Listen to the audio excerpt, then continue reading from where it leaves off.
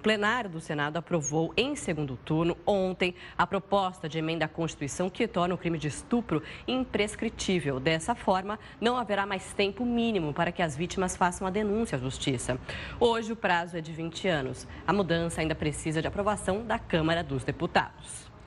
E esse é o tema da nossa enquete de hoje. A gente pergunta para você aí de casa se você acha que o Brasil precisa fazer uma reforma no Código Penal diante já da aprovação desse projeto pelo Senado, pelos senadores, que prevê que não há mais um tempo determinado para a prescrição do crime de estupro.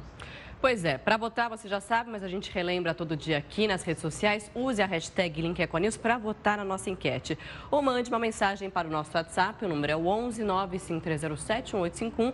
Coloque ali o seu nome, a cidade, o estado de onde você está falando. A gente continua falando sobre esse assunto. Enquanto isso, você vai mandando a sua participação para a gente. Isso, a gente continua falando agora com a participação.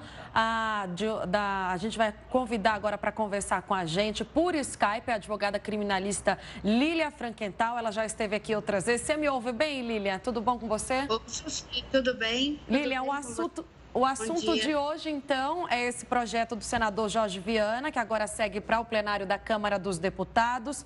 Existe hoje o prazo de 20 anos para fazer a denúncia em casos de estupro. E aí foi feita essa alteração, né, na lei. A gente quer saber, Lilian, o que você acha? O que representa essa mudança? Já que a gente noticia até a imprensa mesmo alguns casos de pessoas que são violentadas na infância e que só têm coragem de denunciar o caso já na fase adulta. Às vezes esses crimes até já prescreveram com a lei do jeito que ela é hoje.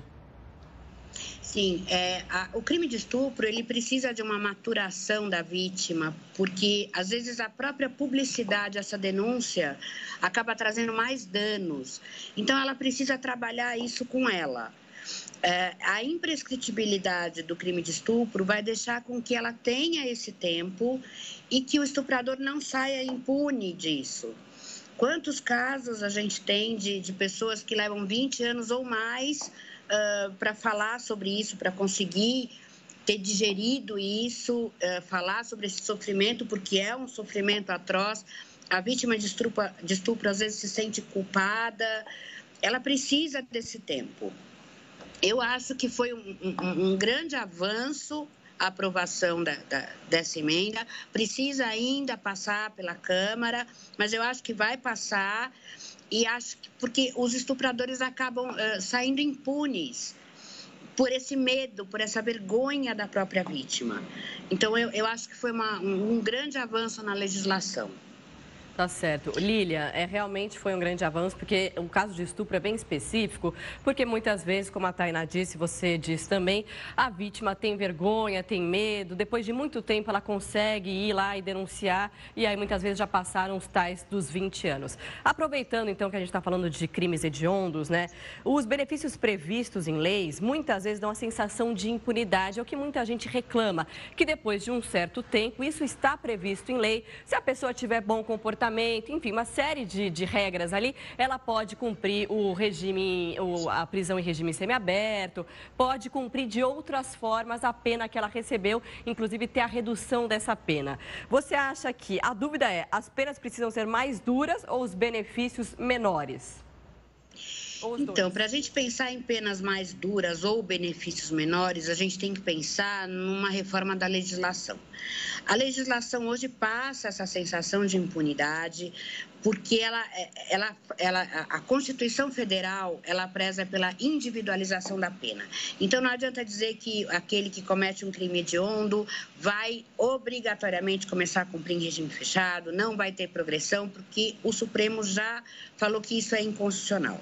Então, tem que ser analisado caso a caso. Acho, sim, que essa sensação de impunidade é por uma legislação que foi feita em 1940, onde as coisas não eram tão abertas e a violência também, a impressão que a gente tem é que não era a mesma. Por enquanto, a gente não tem o que fazer. Existem os benefícios e eles têm que ser cumpridos. O que a gente não pode é desrespeitar a lei por causa da segurança jurídica. Tá certo. Ô, Lília, a Tainá agora aqui falando com você novamente. Eu estava até lendo um artigo da OAB São Paulo, o advogado criminalista Antônio Batista Gonçalves defendendo já esse projeto de antes, fez todo um artigo defendendo a tese de que é preciso um tempo de maturação ali do psicológico da vítima para ela conseguir fazer a denúncia. Agora ele fazendo um alerta também para quando a vítima vai fazer a denúncia, a forma com que ela é atendida, a pessoa que atende a vítima, geralmente são homens numa delegacia atendendo mulheres, as perguntas que são feitas às vezes não são muito adequadas. Não seria o caso, Lília, de incluir também aí nessa lei, de repente fazer uma alteração no código para colocar pessoas especializadas para esse tipo de atendimento? Isso seria primordial. Existe hoje as delegacias da mulher, mas que, assim, elas têm um atendimento demorado, porque elas são em pouco número e as mulheres, às vezes, esperam horas ou dias ou não conseguem fazer a sua queixa e as pessoas especializadas são poucas. Eu acho, sim, que seria primordial que fossem atendidas por mulheres que sabem o que ela está sentindo e que ela se envergonhe um pouco menos. Né? Aquela coisa de, mas o homem olha, a mulher chega na delegacia para falar que foi estuprada e ela chega de mini saia e decote e ele olha, a cultura brasileira é isso, né? Mas então, por que você saiu assim na rua à noite sozinha? Esse tipo de pergunta existe, esse tipo de julgamento existe. Então, acho que seria primordial a capacitação das pessoas que vão atender essas mulheres. Seja na hora que a coisa aconteceu, seja 20 anos depois. Elas têm que ser atendidas e o estuprador tem que ser punido. Eles contam com esse lapso de tempo, com essa vergonha da vítima e com a falta de capacitação das pessoas para atendê-la para sair impunes. Tá certo, realmente, muitas vezes a culpa acaba sendo jogada na vítima, que deveria ser exatamente o contrário. A gente conversou agora com a advogada criminalista Lília Frankenthal. Lília, muito obrigada mais uma vez pela sua participação. Obrigada a vocês. Boa tarde, obrigada. Boa tarde.